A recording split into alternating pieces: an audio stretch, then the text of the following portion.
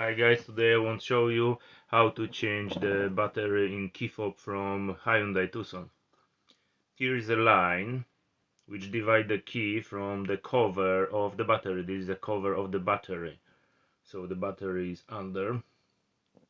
So first open a key, pressing the button.